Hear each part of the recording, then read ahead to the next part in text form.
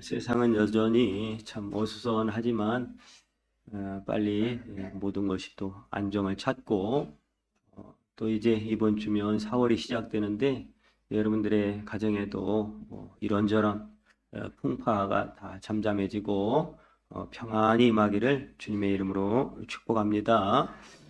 지금 사순절 기간을 지나고 있는데요. 벌써 네 번째 주일인데 바라기는 지금 보혈을 지나 이 찬양처럼 우리들의 마음에도 또 여러분들의 마음에도 예수님의 십자가가 하나씩 세워져서 그 십자가가 우리의 삶의 또 표대가 되고 또 삶의 위로가 되고 또 생명의 능력이 되기를 축원드립니다.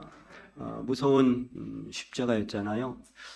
그 형틀은 저주받은 사형수들이 달려 처형당하는 십자가인데 똑같은 십자가인데 우리의 구원을 위해서 그 십자가에 예수님이 달리시니까 그 십자가가 형틀로 사라지는 것이 아니라 생명의 놀라운 구원을 이루는 십자가가 되었던 것처럼 예수 잘 믿는 그 생명의 주를 마음에 품고 여러분들이 가정으로 돌아간다면 또 직장으로 돌아간다면 사회 속으로 들어간다면 그곳에 놀라운 구원의 역사가 생명의 역사가 일어날 줄 믿습니다.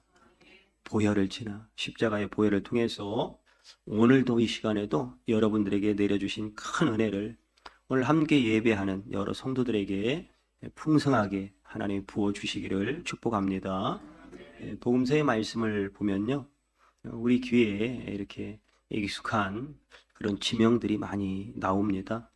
벳세다 들판이라든지 5천 명을 먹이신 그런 곳이죠.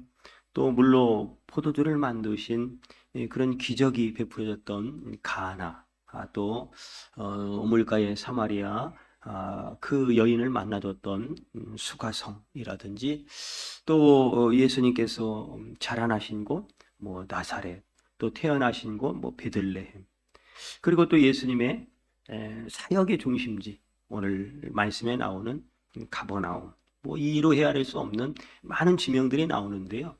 그 여러 지명들 중에도 오늘 가버나움에 특별히 예수님이 기적을 많이 일으켰고요. 또 좋은 소식들이 많이 임했고 또 좋은 아름다운 일들이 많이 일어났던 지역이 바로 가버나움이었습니다.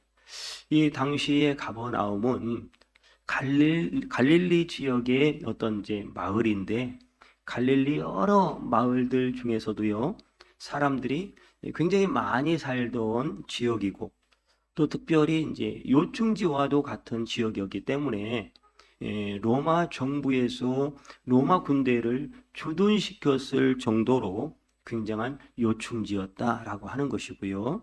또한 백부장이 근무할 정도로 로마 많은 군대와 또 많은 그런 일들이 벌어지는 곳이 가버나움이었고요. 중풍병 걸린 하인이 예수님을 찾아온 사건, 그런 이야기도 있고요. 로마 당국은 그곳에다가 이제 여러 가지 무역의 중심지이기도 했기 때문에 세관을 설치해가지고 특별히 세금을 걷는 그런 일들도 이 가버나움에서 이루어졌던 것이고요. 그 세금을 걷는 중에 이제 레위라고 하는 사람을 세관에 앉아 있을 때에 그를 불러서 예수님의 제자로 삼으시고 예수님의 제자가 되는 그 순간 이 레위는 마태복음을 기록하는 전혀 다른 사람으로 변화되어지는 놀라운 역사가 일어났던 거죠. 여러분, 예수님을 만나면 사람은 반드시 변화가 일어납니다. 어떤 사람도 강도도 살인자도 누구든지 간에 예수님만 만나면 가슴 답답하고 불안하고 초조함과 근심과 염려 가운데 살던 사람도 예수님만 제대로 만나면 그 마음에 어둠은 사라지고 기쁨이 소망이 회복될 줄 믿으시기를 바랍니다. 이 가버나움은 그만큼 중심지였다라고 하는 거죠. 그래서 서쪽으로 나가면 구약에 많이 등장하는 두로와 시돈 쪽으로 연결이 돼서 결국은 지중해로 나가는 그런 길이 열리는 요충지가 바로 가버나움이었고요. 그런데 오늘 우리의 눈길을 끄는 것은 이제 가버나움이라고 하는 동네의 이름의 뜻입니다. 가버나움. 왜 이렇게 가버나움이 중요한 곳이고 예수님의 기적이 많이 베풀어졌던 곳이고 또 아름답고 좋은 일들이 일어났던 곳이었을까? 이 가버나움은 위로의 마을이라고 하는 뜻이에요. 위로의 마을. 뭐 언뜻 듣기에는 특별히 이 지역에 예수님의 많은 위로가 베풀어졌구나. 뭐 아니면 뭐 위로가 늘 넘쳤구나. 뭐 이런 의도로 우리가 들을 수 있겠지만 그러나 위로가 있기 때문에 위로의 마을이 아니라 그만큼 사람들의 위로가 없어서 또 기쁨이 없어서 슬픔으로 가득해서 절망으로 가득해서 답답함으로 둘러싸여 있어서 어느 도시보다 어느 마을보다 위로가 필요했던 마을이었기 때문에 간절히 그 마을에 사는 사람들이 누구보다도 위로를 사모했기 때문에 그들의 마음을 담아서 마을 이름을 위로의 마을이다 이렇게 정했다라고 하는 것이 아마 옳을 것입니다.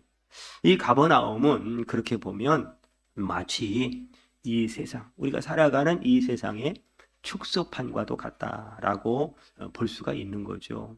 남자가 있고 여자가 있고 노인이 있고 또 아이가 있고 또 부자도 있고 가난한 사람도 있고 건강한 사람도 있지만 병들고 지치고 고달픈 인생도 있고 성공한 사람도 있지만 또 실패한 사람도 있고 그리고 또 영적으로는 신앙적으로는 경건하게 살려고 애쓰는 사람들도 있지만 그러나 욕망에 눈이 멀어서 욕심 가운데 붙들려 사는 사람들 그리고 나름대로 한편으로는 성공의 그런 기쁨으로 뿌듯해하면서 내 인생 참 잘 살고 있구나 라고 살아가는 사람들도 있고 자신의 허물어진 인생 때문에 반대로 또한 자책하면서 밤잠을 이루지 못하는 사람들도 분명히 그 마을에는 있었을 것이다 라고 하는 거죠.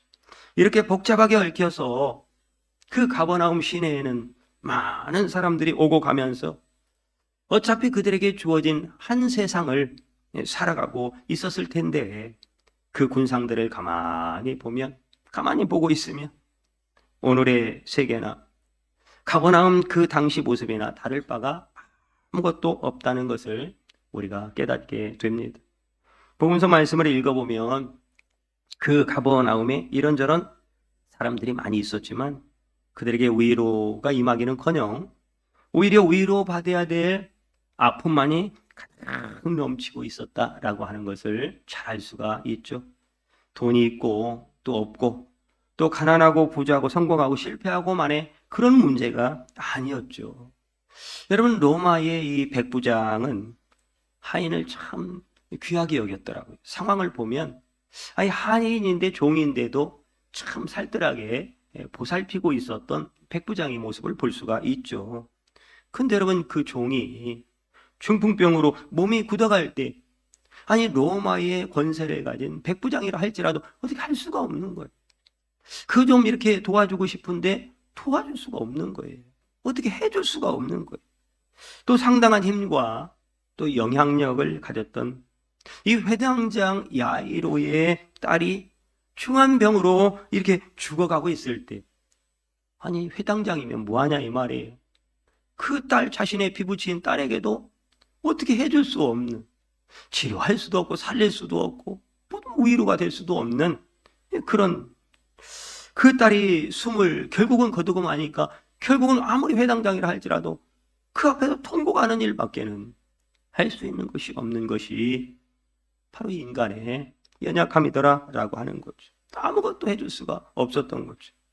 이름은 위로의 마을이지만 현실적으로는 위로가 전혀 없는 것. 여러분은 오늘 우리가 살고 있는 이 세상과 다를 바가 없는 마을이 바로 가버나움이었다라고 하는 것.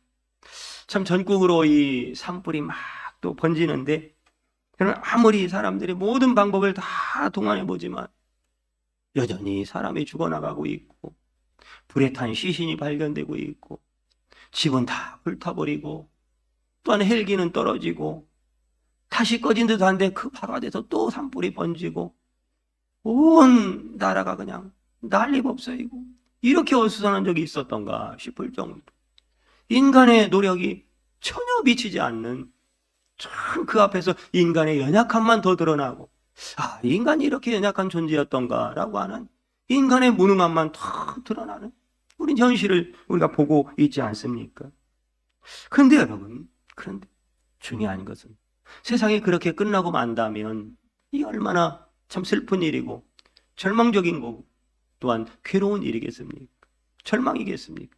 그런데 오늘 가버나움이 정말로 참된 위로가 있는 마을로 바뀌게 되는 일이 벌어졌다라고 하는 거예요. 진정한 위로의 마을이라고 하는 가버나움에 참된 위로가 임하기 시작했다라고 하는 거예요. 그게 어떻게 가능했을까? 어떻게 가능했을까? 방법은 아주 간단했어요. 여러분, 이 세상은 너무 복잡해졌어요. 이렇게 하면 될까? 저렇게 하면 될까? 이렇게 해도 안 되고 저렇게 해도 안 되는 아주 복잡한 시대를 살아가고 있는데, 여러분, 의외로 정답은 너무 간단했던 거예요. 너무 간단했어요. 이 땅에, 이 죄 많은 세상에, 절망과 죽음으로 가득한 이 땅에 참된 위로를 가지고 오신 예수 그리스도께서 가버나움 마을로 들어가시는 순간부터 놀라운 어둠이 물러가고 기쁨이 넘쳐나는, 위로가 넘쳐나는 기적 같은 일들이 벌어졌다는 사실에 소망을 가지시기를 바랍니다. 오늘 읽은 7장 1절 말씀에 보니까 예수께서 모든 말씀을 백성에게 들려주시기를 마치신 후에 가버나움으로 들어가셨다. 가버나움으로 예수님이 들어가셨다라는 거예요. 예수님께서 고통받는 사람들이 있는 가버나움으로 들어가사 그 마을의 고통 속에 살고 있는 사람들에게 드디어 그분이 들어가는 순간 위로가 임하기 시작했다라고 하는 하나님의 사랑과 은혜가 마을 사람들에게 임하기 시작한 거죠. 여러분, 복음서를 읽다 보면 예수님이 가버나움에 들어가시던 말씀이 여러 군데 나와요. 여기뿐만이 아니에요. 가버나움은 그만큼 예수님의 사역의 중심지였고, 또 가버나움을 중심으로 여러 도시로 오가면서 많은 사역들을 예수님께서 행하셨습니다. 다른 도시로 가셨다가도 그 가버나움으로 들어올 때마다 기적의 역사가 일어나는 거예요. 오늘은 중풍병자가 고침받고, 내일은 또한 눈먼 자가 눈을 뜨게 되고, 또한 모레는 또 날마다 오실 때마다 기적의 역사가 일어나는 거예요. 오늘이 바로 여러분에게 그날 되기를 축복합니다. 한 나병 환자가 고침을 받았는가 하면 오늘 말씀에 등장하는 백부장의 사랑하는 하인이 중풍병이 고침을 받았고, 또 다른 복음서에 보면 베드로의 장모가 열병으로 죽어가다가 나음을 입었고, 열병이 뭐예요? 오늘날 화병. 이 안에 그냥 어떻게 할 수 없는 그냥 화만 치밀어오는 화병. 화병에 죽는 사람이 이 세상에 얼마나 많은지 몰라요. 화병에 이게 근원이 돼가지고 온 몸에 질병이 그냥 생겨나는 사람들이 얼마나 많은지 몰라요. 그것만이 아니라 12회를 혈루증으로 고통받던 여인이 고침받은 지역이 바로 가버나움이에요. 가버나움. 친구들이 지붕을 뚫고서 그 중풍병자를 달아맸을 때 죄사함을 받았느니라.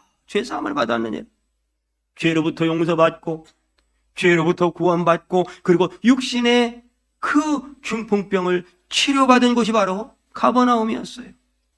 요한복음에는 또한 그 가버나움에서 왕의 신하의 아들이 고침받는 그런 놀라운 죽은 자가 살아나는 일도 가버나움에서 일어났어요. 그러니 여러분, 가버나움에는 이 세상의 군상들이 살아가는 모든 것을 압축해 놓은 곳이고, 슬픔과 절망과 희로애락이 존재하는 곳이지만, 그런 곳에 하나님의 큰 위로와 기쁨과 치유의 역사도 강력하게 일어난 곳이, 응답의 역사가 강력하게 일어난 곳이 가버나움이기도 하더라라고 하는 거지. 오늘 예배드리는 이 비전교회 예배당이 가버나움 되기를 축복합니다. 많은 각색 병자, 여러분 병자라고 해가지고 난 안 아픈데, 여러분 몸이 안 아프다고 안 아픈 게 아니에요. 정신적으로 정신질환자들이 왜 그렇게 많은지 몰라요. 나이 먹은 사람은 나이 먹은 사람대로 꼭 정신질환자 같고, 젊은 애들은 젊은 애들대로 왜 이렇게 애들이 편향적이고 뭔가 한쪽이 없는, 반쪽밖에 없는 자 같이 생각이 반쪽이고 마음이 반쪽이고 하는 일이 반쪽이고 제대로 균형 잡혀 인생을 살아가는 사람들이 별로 없어요. 젊은이든 애들이든. 여러분, 의사들 중에도 정신병자가 많다는 거 아시죠? 병원 잘 찾아가셔야 돼. 잘못하면 여러분 질환자한테 여러분 치료받으려고 하다가 더 큰 병이 생기기도 하는 거예요. 이 세상에 다 그래요. 어디 하나 마음 놓고 속 시원하게 내 마음을 진정으로 토로해야 될 곳이 없는 세상, 없는 사람들 속에서 우리가 살아가고 있다라고 하는 거예요. 그뿐만이 아닙니다. 예수님은 세관에서 그 당시 세리하면 여러분 얼마나 나쁜 사람인지 몰라요. 그러니까 너 직업이 뭐냐? 세리인데요. 야이씨 하면서 늘 욕하고 그냥 막 터부시하고 조롱하고 비난하고 정죄하고 죽일 놈 취급하는 그게 바로 세리였어요. 그 진흙탕과 같은 늪에 빠져 살던 세리에게 예수님이 찾아오셔서 그 세리 마태를 부르셔서 제자 삼으시고 그로 마태복음을 기록하게 하는 전혀 다른 새로운 인생 살게 하는 영원히 죽지 않고 영생을 누리는 자로 살게 하는 하나님의 자녀된 축복을 주신 것이 바로 가버나움에서 일어난 일이다라고 하는 거예요. 이렇게 예수님께서는 이런저런 고통으로 눈물 흘리는 사람들에게 위로를 허락해 주셨을 뿐만 아니라 가버나움 회당에 들어가셔서 많은 말씀도 전하시는데 그 말씀 안에 이 세상에서 응답받고 회복되고 고침받고 잘 살아가는 비결만 말씀한 것이 아니라 영원히 죄로부터 죽지 않고 사망의 그늘에 살지 않고 영생을 누리는 비결도 그 말씀 안에 주셨다라고 하는 놀라운 은혜의 사실이에요. 오늘 그 영육간의 하늘의 복과 땅의 복에 예수 그리스도의 여호와 라파의 역사가 여러분 가운데 임하기를 축복합니다. 그럼 어떻게 이런 일이 벌어졌을까요? 어떻게? 이사야 40장 1절 말씀에 보니까 너희는 하나님이 이르시되 너희는 위로하라 내 백성을 위로하라. 하나님이 그런 인생들을 위로해 주라고. 하나님은 그런 백성들을 그런 성도들을 그런 사람들을 위로해 주는 것이 하나님의 마음인 거예요. 어떻게 살아도 조금 위로해 주시고 그 위로를 통해서 세임 얻고 다시금 담대히 이 세상을 묵묵히 견디며 살아갈 수 있는 힘 주시기를 원하시는 분이 하나님이셨다 이 말이에요. 그래서 그 하나님의 아들 독생하신 예수 그리스도를 이 땅에 보내주셔서 누구든지 그 아들 예수를 만나는 사람마다 위로하라 위로를 주셨던 분이 하나님이시다 이 말이에요. 그게 하나님이 이 땅을 향한 저와 여러분들을 향한 놀라운 사랑의 본심이셨기 때문에 그 하나님의 우리를 사랑하는 마음이 우리로 위로가 임하게 되는 놀라운 은혜의 사람으로 축복하셨다라고 하는 거예요. 그러므로 언제든지 주님 품에 안기는 사람, 언제든지 주님 앞에 나오는 사람, 언제든지 주님께 두 손 들고 주여 도와달라고 기도하는 사람, 주님께 두 손 모아 주님 나를 좀 도와주세요. 나를 긍휼히 여기시고 나를 불쌍히 여겨주세요. 손 내밀어 주님의 은혜와 긍휼을 구하는 사람에게 세상에서는 도저히 줄 수 없는 위로를 받은 사람들이 성경에 얼마나 많이 나오는지 몰라요. 그 이야기는 성경의 이야기가 아니라 오늘 우리들의 이야기, 저와 여러분들의 이야기, 대구비전교회 성도들의 이야기가 될 줄 믿습니다. 믿음이 좋은 사람에게는 위로가 필요 없을까요? 나 믿음 좋으니까. 그렇지 않아요. 믿음이 좋은 사람에게도 때로는 위로가 필요하고 성령 충만해서 하나님의 일들을 잘 감당하는 사람에게는 난 성령 충만하니까 위로가 필요 없을까요? 아닙니다. 여러분, 하나님의 일에는 은혜와 기쁨 속에도 얼마나 그를 가로막으려고 하는 사단 마귀가 역사하는지 몰라요.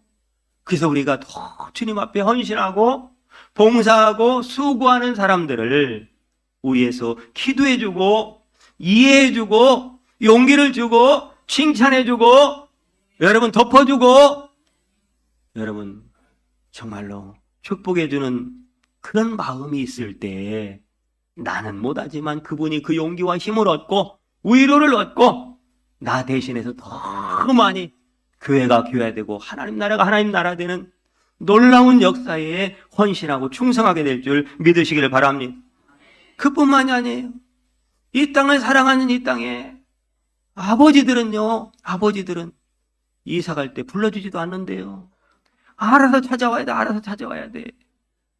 강아지는 애완견은 데리고 가도 60 넘으면 거들떠보지도 않는데요. 미리 이사 갈 집 주소 찾아놓으셔야 돼요. 여러분, 가만히 보면 그분들이 그런 대접을 받아야 될 사람들은 아니거든요. 어떻게 보면 단순하지만 그 가정을 위해서, 아내를 위해서, 자식들을 위해서 그 한 가지 열심으로 살아온 사람들인데, 나이 먹었다고, 이제는 직장을 안 다닌다고, 이제는 돈 안 벌어온다고, 별로 도움이 안 된다고 그렇게 하면 안 되는 거거든요. 여러분, 이 세상에 아버지들이 지금도 죽을 똥살도 제대로 쓰지도 못하고 입지도 못하고 가정을 위해서 살아가는 아버지들이 얼마나 많은지 몰라요. 아버지들 뿐만이겠습니까? 여러분, 어머니들의 손길이 안 가는 곳이 어디 있나요? 정말로 그럼에도 불구하고 어머니는 강하고 위대하다. 강하고 위대한 그 이면에는 얼마나 외로움이 있고 슬픔이 있고 우울함이 있는지 몰라요. 그런 어머니들도 위로를 받아야 돼요. 여러분, 이 땅에 살아가는 사도들도 교역자들도 목회자들도 어느 때보다도 정죄하기보다, 여러분, 교회 때문이라고 목사 때문이라고 장로님 때문이라고 정죄하기보다, 손가락질하기보다 지금은 어느 때보다 그들을 격려해주고 위로해주는 위로의 손길이 필요한 줄 믿으시기를 바랍니다. 바울 사도도 여러분 평생을 복음을 위해 살아갔지만 얼마나 반대로 위로가 필요했던 사람입니까? 그는 수없는 복음의 현장 앞에서 눈물 흘리는 고통을 이루 말할 수 없이 겪었어요. 어떤 때는 핍박을 받았고, 어떤 때는 사람들의 목숨 걸고서 살려줬는데 배신하는 일들, 특별히 고린도 교회 사역과 관련해서 사람들이 얼마나 많은 조소와 비난과 배신을 당했는지 몰라요. 바울은 죽은 자와 같고 살 소망까지 끊어졌다고 할 정도로 심한 고난 겪으며 살아갔던 사람이, 그런 엄중한 상황에서도 바울을 다시 일으켜 세워주신 분은 하나님이시고, 다시 그 믿음의 사명 붙들고 살아갈 수 있는 힘과 용기를 주신 분은 예수님의 위로였습니다. 예수님의 위로는 이와 같이 모든 것들을 살아나게 하고 나아가게 하고 승리케 하는 거예요. 우리가 사는 이 지구촌, 우리가 몸담은 대한민국, 우리가 숨쉬며 함께 찬양하고 또한 예배하며 살아가는 이 한국 교회의 지금의 작금의 환경들, 우리들의 몸담은 가정과 우리의 인생 하나하나를 가만히 들여다보다 보면 어찌 여러분, 저와 여러분들이라고 위로가 필요가 없겠습니까? 우는 사람은 또 왜 이렇게 많고요. 아파하는 사람도 많고 힘들어하는 사람도 너무나도 많아요. 여러분, 가만히 보니까 예배 전에 그냥 막 스카프 하나가 여러분 그렇게 사람을 행복하게 하고 기쁘게 하는지 처음 알았네요. 이야, 너무 보기 좋아요. 서로 웃고 막 그냥 파한대소하고 행복해하고. 그런데 여러분, 또 조금만 깊이 들여다보면 여러분, 웃음이 나와서 웃는 겁니까? 그동안 얼마나 슬픔과 외로움과 우울함과 걱정과 근심 속에 살아서, 얼마나 그렇게 살았으면 그 스카프 하나 갖고도 그 희망을 보고 기쁨을 얻고 행복해하냐 이 말이에요. 그 마음속에 숨겨진 슬픔들은 저는 모르지만 여러분 다 갖고 있어요. 그 연약함과 외로움들이 다 여러분 얼마나 많은지 몰라요. 여러분, 참 목사로서 무기력함을 느낄 때가 참 많이 있습니다.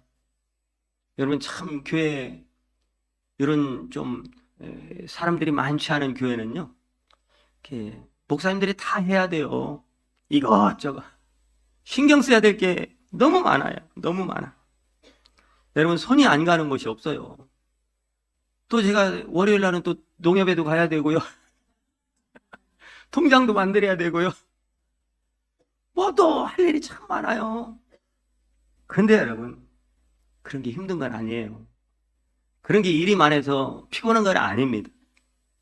정말로 목사가 무기력함을 느끼게 되는 것은 참 아픈 성도들을 보면 목사님 이 병원에 갔는데도 잘 안 나서요. 어떤 분은 뭐 우리 교인은 아니지만요. 또 그 전에 어떤 분 보면 목사님 암이래요. 목사님 암이래요. 어떤 분은 또 뭐 그 전에도 이거 수술 몇 번 했어요. 이번에도 괜찮을 거예요. 그런 사람도 있는가 하면 근데 이번에는 의사 말로는 어떻게 될지 장담할 수 없대요. 기도해 주세요. 또 여러분 이런 일들뿐만이 아니에요. 참 뭐 경제 문제, 여러분 우리가 살아가는 모든 자녀 문제, 내 배 아파서 난 자녀인가 싶을 정도로 왼수가 따로 없어. 왼수가 따로 없어. 그 아이 이제는 좀 효도받고 이제는 그 아이를 통해서 결혼도 했건만 위로받을 만도 한데 그렇지가 않은 거예요. 끝까지 책임져줘야 되고 끝까지 노심초사해야 되고 끝까지 애간장을 태우고 철부지 같은 그런 아들, 딸들이 여러분 결혼했는데도 가장이 되었는데도 그런 자식들도 참 많고요. 아니 사랑해서 결혼했다며 사랑해서. 그런데 여러분 그게 얼마나 살아야 되느니 말해야 되느니. 목사님 이혼해야 돼요 말해야 돼요. 왜 나한테 물어요 그거를. 목사가 뭐 이혼하라고 하겠습니까? 성경에 하나님이 짝지은 것을 사람이 나눌 수 없다는데 정답을 성경이 가르쳐주고 있는데 목사가 이혼하세요. 이런 말을 어떻게 합니까? 알아서 이혼을 하면 하는 거지 뭐. 예. 근데 이게 여러분 이런 문제들이 얼마나 많은지 목사가 목사라고 해줄 수 있는 일이 없더라 이 말이 한마디로. 그 앞에 참 목사라고 하지만 참 무기력하구나. 도와주고 싶은데 그 마음은 불붙는데 어떻게 해줄 수가 없는 거예요. 여러분 갈갈이 내 마음을 찢어놓는 자녀 문제, 남편 문제, 아내 문제, 가족들 문제, 부모 문제, 살아가는 여러 가지 닥쳐오는 파도와 같은 경제적인 산적한 문제들, 그런 일들 때문에 하염없이 오는 분들, 여러분 그래도 뭐 하나 도와줄 수 없는 참 목사된 마음은 참 아프더라고요. 이런 인생의 커다란 장벽 앞에서 그럼 과연 우리는 어떻게 해야 된단 말인가? 이게 끝인가? 그냥 이렇게 살아가야 되는 건가? 아닙니다. 오늘 말씀에 우리가 그런 와중에도 견디고 승리할 수 있는 비결을, 그 속에서도 기쁨을 누리며 참된 소망을 부여잡고 살아갈 힘과 용기를 오늘 말씀이 우리에게 말씀하고 그 답을 제시해주고 있다고요. 우리가 알아야 할 것은 우리가 믿는 하나님은 분명히 살아계시다라고 하는 거예요. 인간 방백들은 우리를 도와줄 힘의 한계가 있지만, 제한적인 힘을 가지고 살아가고 있지만, 온 우주 만물을 창조하신 여호와 나의 하나님은 못할 것이 없는 살아계신 하나님이다. 정말로 또한 저와 여러분들을 사랑하시는 하나님이라는 거. 지금도 여전히 저와 여러분들을 불꽃 같은 눈동자로 자기의 생명을 버리면서까지 끊을 수 없는 사랑으로 나를 사랑하고 있다는 사실입니다. 당신들의 백성이, 그 하나님 당신의 백성이 고통받는 거 다 알고 계신 분은 여호와 하나님밖에 없어요. 사람은 모르더라고요. 남편도 몰라요. 아내도 내 속마음을 몰라요. 자녀들은 더군다나 모르고요. 친구도 몰라요. 친구도 아무도 알아주는 사람이 없어요. 저와 여러분들의 결정적인 어려움의 순간에는 그때마다 나에게 찾아오셔서 은혜의 손을 내밀어 주시는 살아계신 하나님이 여러분의 하나님인 줄 믿으시기를 바랍니다. 출애굽기 3장 5절 말씀해 보니까 모세에게 40년이 지나서 살인자의 그 고통의 아픔을 가지고 미디안 땅으로 도망갔어요. 이제는 또 40년이 처가살이하면서 이제는 모든 꿈도 소망도 잃어버리고 살고 있는 모세를 불러서 호렙산 떨기나무 아래서 모세에게, 모세야, 내가 선 곳은 거룩한 땅이니 내 발에서 신을 벗으라. 그 말은요, 너 포기하지 마. 너 포기하지 마. 너 포기하지 마. 나는 너를 아직 포기하지 않았어. 내가 너와 지금 함께하고 있잖아 라고 하는 그런 말씀인 거예요. 여러분 그곳은 여전히 답답한 땅이고 어둠의 땅이고 정말 인간의 한계가 있는 땅이고 인간에게 슬픔과 절망과 낙심만 주는 땅이었어요. 그런데 어떻게 그 땅이 거룩한 땅이 됩니까? 거룩한 하나님이 그 땅에 모세와 함께 하시니 그 땅이 거룩한 땅이 되었고, 그 땅에서 모세와 하나님이 함께 하니까 모세에게 새로운 인생이 열리게 되더라라고 하는 거예요. 임마누엘의 하나님, 그 하나님이 저와 여러분들의 하나님이신 거예요. 모세에게 얼마나 큰 위로가 되었을까요? 사랑하는 성도 여러분, 여러분이 계신 모든 곳에 이와 같은 위로의 하나님이 함께 하시는 줄, 나와 함께 하시는 줄, 그 눈물의 현장에도 나와 여전히 함께 하시는 줄 믿으시기를 바랍니다. 우리가 지금 살아가는 슬픔과 고통받는 문제투성이 있는 모든 삶이 여러분 가버나움 아니겠습니까? 그러나 가버나움에 예수님이 들어가신 것처럼 병들었던 백부장의 종, 또한 죽은 과부의 아들을 살리시고 나병 환자를 고치신 그 예수님이 저와 여러분들에게 찾아오시면 우리도 진정으로 위로의 나라 대한민국, 위로의 교회 대한민국 교회 비전교회, 위로가 있는 여러분의 가정이 될 줄로 믿습니다. 우리가 마지막 눈여겨봐야 할 것은 예수님께서 가버나움에 오셨다는 사실이에요. 그렇다면 여러분, 예수님이 오늘 비전교회에 오셨다는 사실이에요. 예수님이 저와 여러분들의 가정 가운데 오셨다는 사실이에요. 그러면 여러분, 우리가 해야 될 일이 뭐냐 이 말이에요. 해야 될 일. 우리는 뭐 해야지? 여러분, 우리는 그분께 나아가 그분을 영접하고 환영하고 모셔드리면 그분께서 역사하실 줄 믿으시기를 바랍니다. 예수님이 가버나움에 오신 이유는 길 가다가 우연히 절대 아니라는 거예요. 여전히 아픈 사람이 있었고, 괴로운 사람이 있었고, 또한 고통받는 사람이 있었기 때문에 예수님이 일부러 그 마을에 찾아가신 거예요. 사망 권세에 허덕이면서 사탄의 손에 억압당한 채로 고통받고 사니까 하늘의 하나님 아버지께서 독생자 예수 그리스도를 보내주신 것이고, 우리 예수님은 구원의 은혜와 위로의 사랑을 가지고 이 땅에 육신의 몸을 입고 오셔서 저와 여러분들을 그 사망에서 구원하신 예수님인 줄 믿으시기를 바랍니다. 그러므로 우리가 할 일은 그 예수님께 나가서 그분을 예수님 어서 오세요, 예수님 어서 오세요, 예수님 어서 오시라고 환영하고 영접하는 거예요. 나가서 그분을 맞이하는 일입니다. 오늘 3절에 보니까 예수의 소문을 듣고 유대인의 장로 몇 사람을 예수께 보내어 오셔서 그 종을 구해 주시기를 청합니다. 좀 예수님 오세요, 예수님 오세요.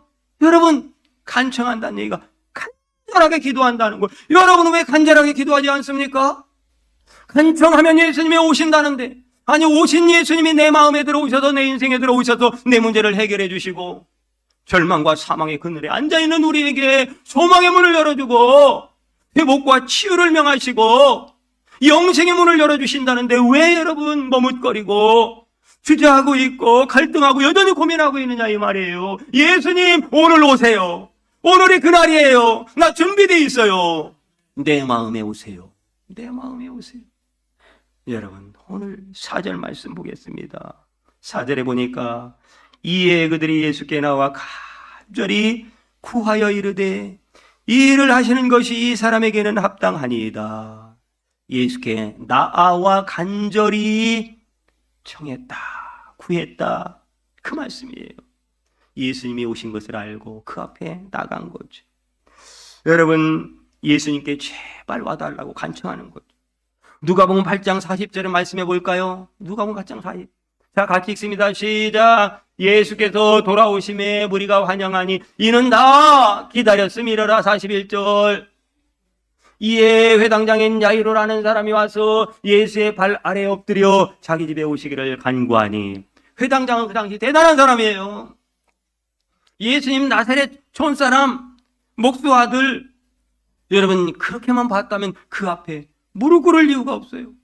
그런데 이 회당장 대단한 권세를 갖고 있으면 뭐예요? 자기 딸이 죽어가고 있는데, 자기 딸이 죽고 있는데 지금 치면이고 뭐고 아무것도 없는 거죠. 다 내려놓고 그 앞에 털썩 엎드리는 거예요. 오늘 그 겸손함이, 그 믿음이, 그 요청 간청이 있기를 축복합니다. 왜 그것도 못합니까? 주님, 더 이상 할 수가 없어요. 더 이상 못 견디겠어요. 더 이상 방법이 없어요. 그 앞에 엎드리기만 합니다. 이미 주님은 찾아오신 주님, 나를 사랑하시는 주님, 나를 불쌍히 여기시고 긍휼히 여기신 주님, 그 앞에 우리가 바로 어떤 태도를 가져야 하는가, 그게 회당장 야이로가 보여준 거예요. 우리의 태도. 아무리 회당장이지만 딸이 죽어가는데 무슨 체면이 있습니까? 할 게 없는데, 해줄 게 없는데, 할 수 있는 일이 없는데 다 내던지고 주님 앞에 덕적 엎드려서 주님 도와달라고, 구해달라고, 치료해달라고, 살려달라고 은혜를 구하는 신앙의 자세. 최소한 이것만 가져도 하나님은 역사하실 줄 믿으시길 바랍니다. 저는 정말로 이 마지막 사순절 기간에 사랑하는 우리 비전교회 모든 성도들이 주님 앞에 나가셔서 위로도 받으시고 고침도 받으시고 구원도 받으시고 영생도 얻으시기를 축복합니다. 그래서 고통받는 가버나움이, 고통받는 우리의 가정과 우리의 삶이 진짜 위로가 있는 곳으로 그냥 변화되기를 축복합니다. 이제는 좀 변했으면 좋겠어요. 이제는 아무리 부대끼며 버겁게 살더라도 우리 주님이 우리에게 오셔서 그런 위로와 은혜를 주시면 여전히 이 세상은 변하지 않을 거예요. 그럼에도 불구하고 우리는 그 고통과 고난 속에서 버틸 수 있고 다시금 살아갈 용기와 힘이 생기는 거 아니겠습니까? 그 위로 속에서 하루하루를 견디며 고통 없는 영원한 천국에 들어가는 그날까지 예수님의 이름으로 모두가 승리하시기를 축복합니다. 기도합니다. 이런 놀라운 회복과 치유와 기쁨과 소망과 승리가 사랑하는 예배하는 모든 성도들 가운데 넘치게 하여 주시옵소서. 예수님의 이름으로 기도합니다. 아멘.